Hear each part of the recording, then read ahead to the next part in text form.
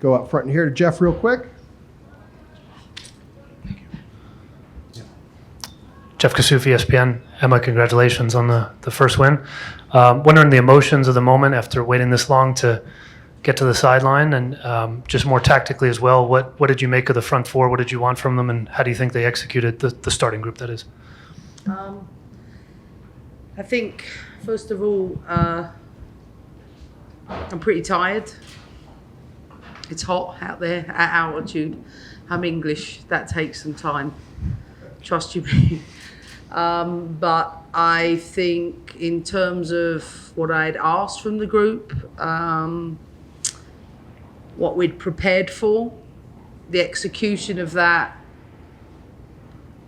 we've made steps in the right direction. I felt for the first 30 minutes, it was technical execution where we struggled. We scored in our first 3 chances, so we were efficient, we were clinical, we were controlled from there on in. Second half, players coming in, added value, and all round, like, I'm really happy with the first performance, and it's just, one step in the right direction. Let's go to Meg right here. Hi, Emma. Meg Linehan, The Athletic. Kat, as the 10, it was also her first start in 781 days for the U.S. Women's National Team. Yeah. What does she bring to that front attacking four that maybe this team is not necessarily used to right now? Well, of course, I have hindsight because I've coached her at club level, so I know how she operates in the pockets. She can draw players in, she can escape pressure. She's quite a press-resistant player, links really well. Struggled with the altitude in the first half. She said that to me at half time. And Kat is still having to build. But this is important, I think, especially for those players whose seasons have ended. These are the opportunities we can have to sort of keep them building, which is important. So, yeah, good 60 minutes under her belt, and really enjoyed the front four in the first half. You guys go back to back. Emma, Matt Pollard, Burgundy Wave, all the Colorado girls, getting a suite for all their friends and family. I'm sure you heard, pregame, their names come up. Obviously this crowd is here to show for them. Your thoughts on their performance and just what they're capable of bringing to you as a coach. Thank you. Yeah, I thought all of them had a really good game. I'll start with, Soph.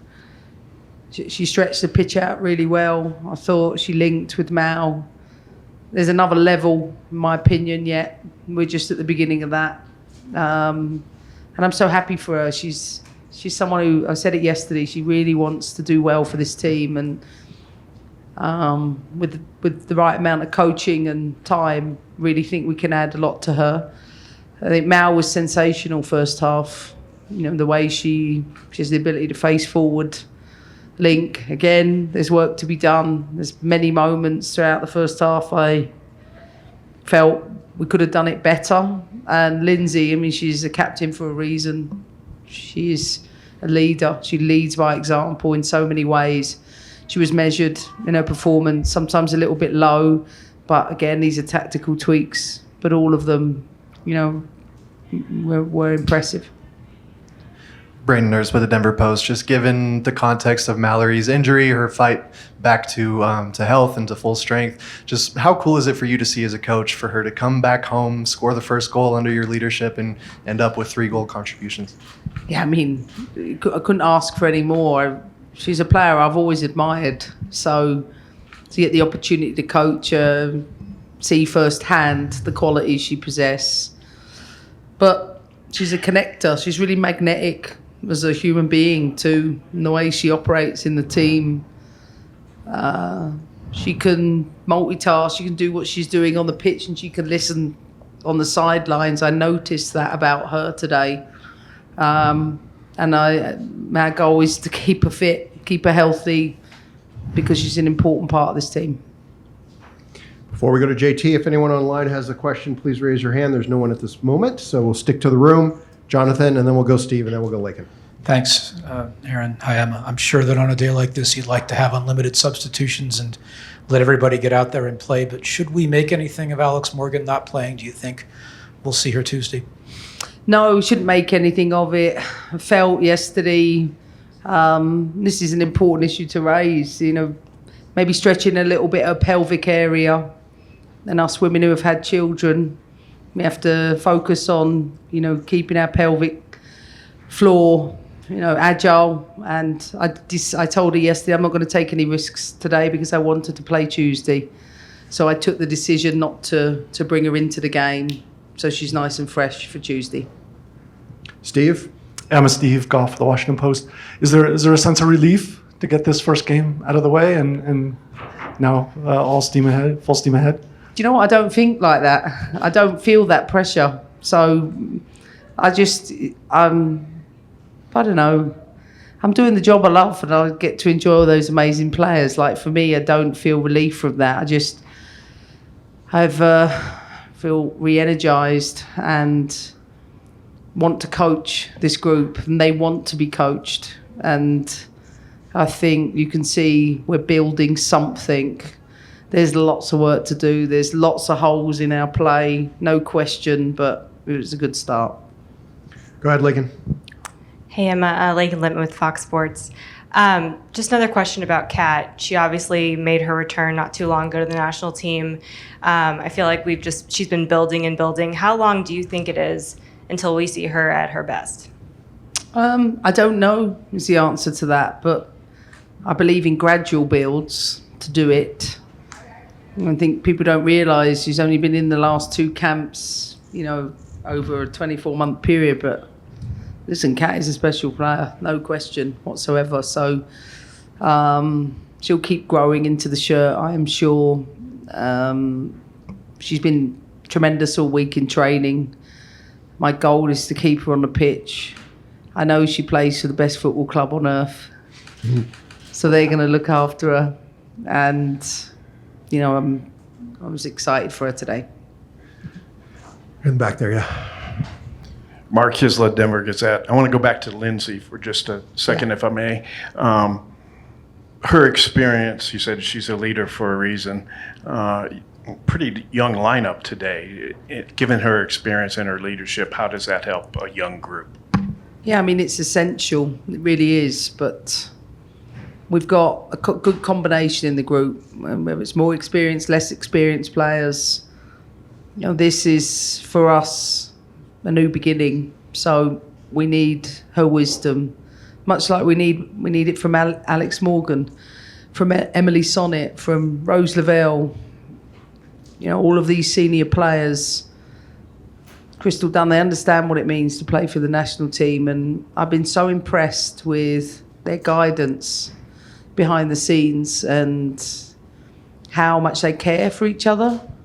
It's really struck me how caring the environment is.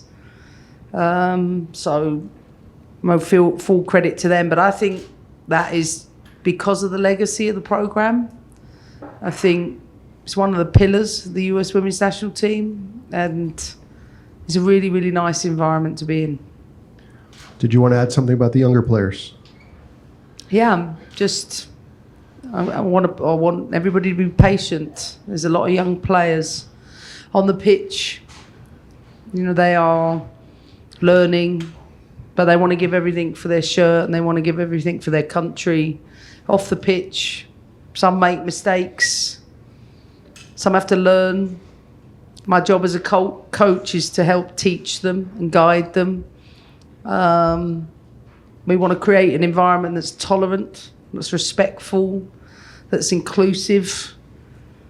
But I want to make sure when our players come and play and they represent the national team, I want you to know that I will always make sure I educate and do the right things in the background to make sure everybody adheres to that.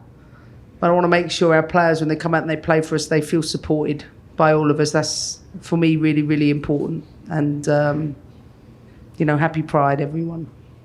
It's a good month to celebrate. All right? Steph, go ahead. Then we have 2 questions online. Stephanie on the Athletic. Speaking of Pride, Tierna Davidson, 2 great set-piece goals. I'm just wondering, how much you guys were working on that. Tierna attacked the back post really well. And speaking of Tierna, she also said something along the lines of what you said, that she feels it's important for everyone to know each other as like a full human being, because as you mentioned yesterday as well, trust is so important in these environments. I'm just wondering if, if you could reflect on that. I mean, Tiana is a really reflective character, thoughtful, intelligent, got good game intelligence, but really thoughtful and what's the word I'm looking for? She waits until she comments on anything in the environment, and she had listened all week. We'd rehearsed multiple things, not just set pieces, multiple things.